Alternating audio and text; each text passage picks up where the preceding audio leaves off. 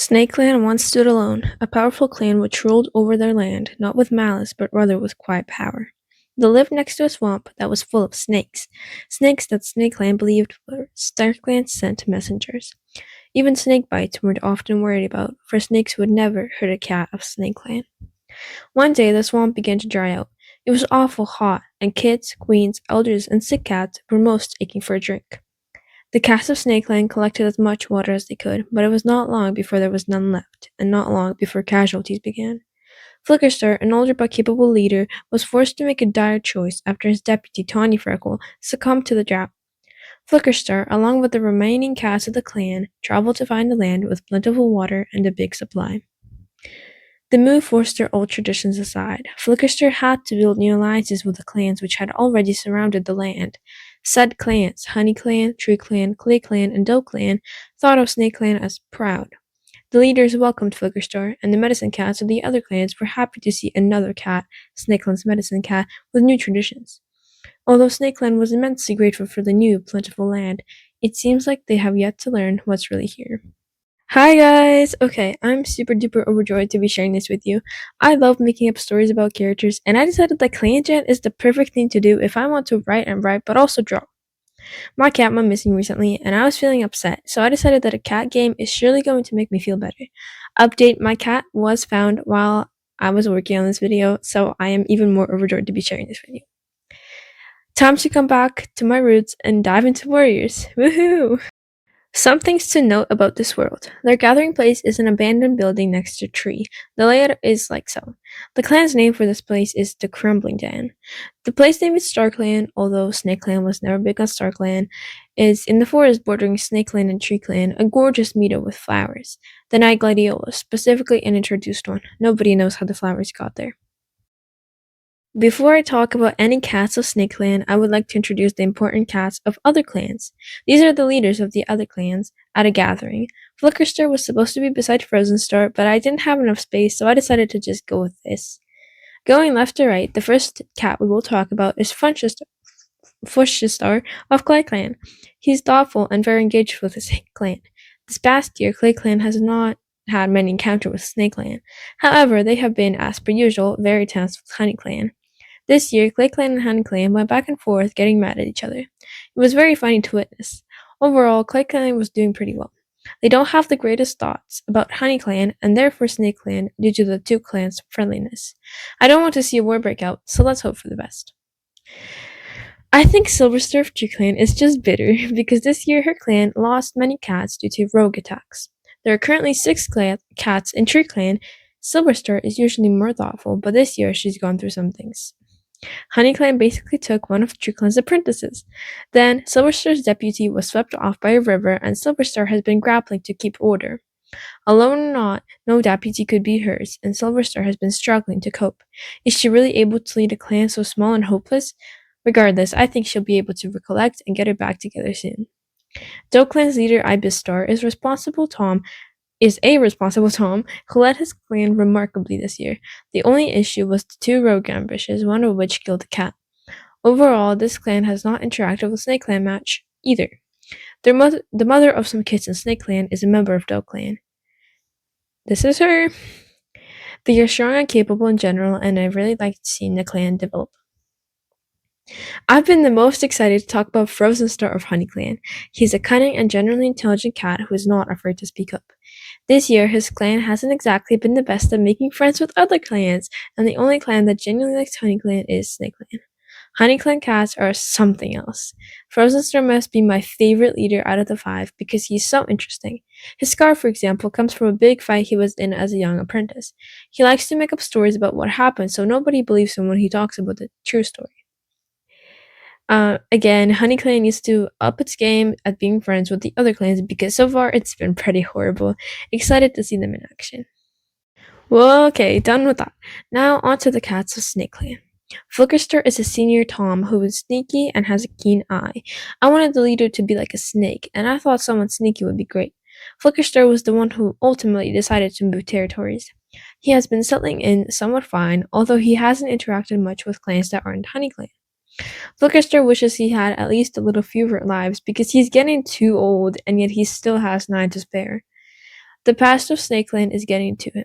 In a way, he just wants to be able to pass on and move on, or at least have some peace in the Elder's Den. He regrets his choice of becoming leader or deputy in the first place, but there's no going back now, and he can't disappoint either of his former deputies in StarClan. This year, Flickerster lost a great deputy. He also started somewhat of a romance with a medicine cat, as well as another cat his age. I don't have many thoughts or stories for Flickerster. He doesn't like almost any of his cats, and half the clan doesn't like him. A particular hate I would like to talk about is Flickerster's hate for goat smoke, which is completely unreasonable. I'm a little bit worried about that detail, but otherwise, that's all on this guy.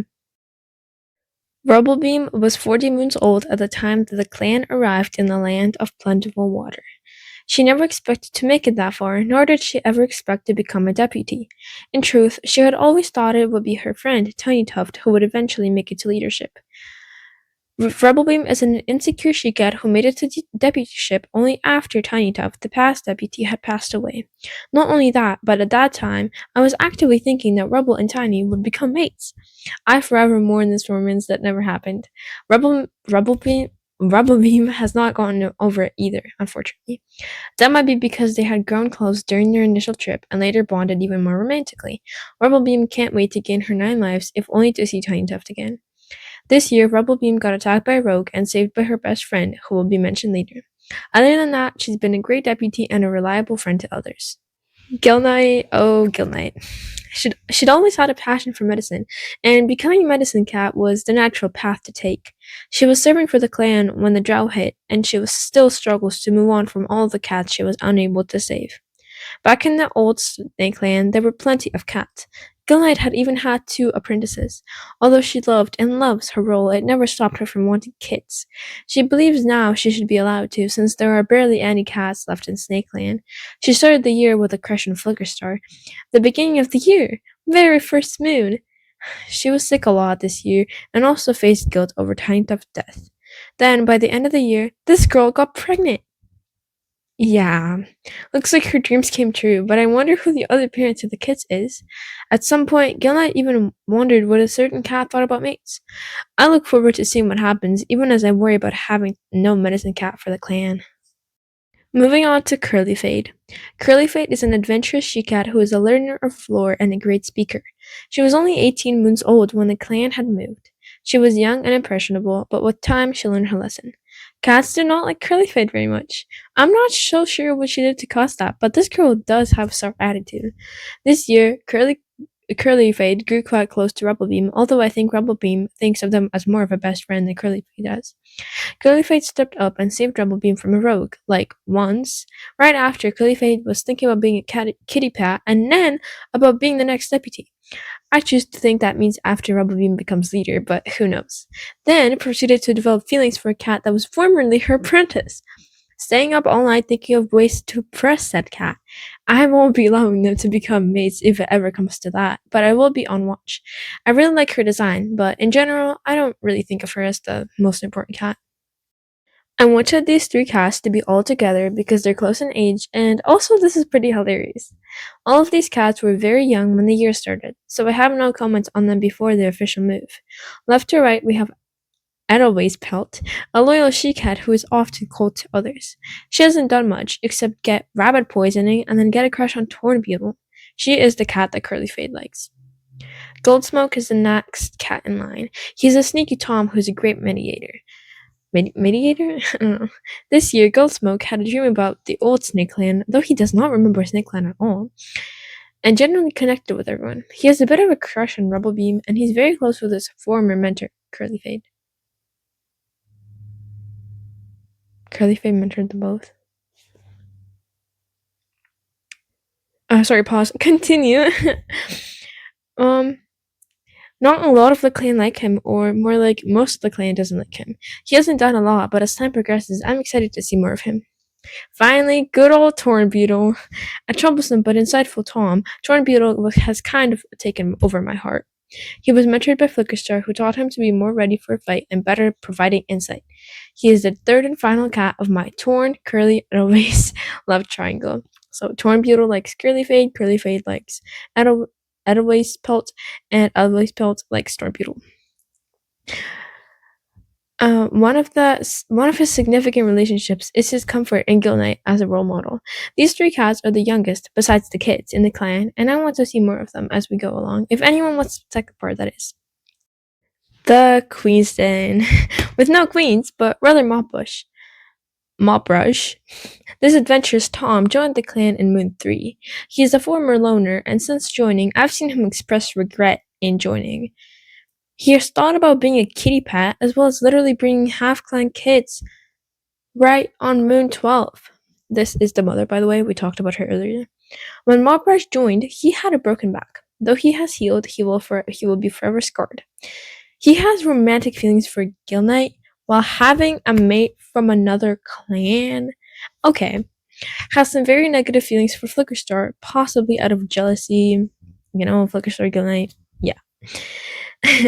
Last and final, the Elder's Den. Chaffin's Freckle was 147 moons old when she got to see the new SnakeClan.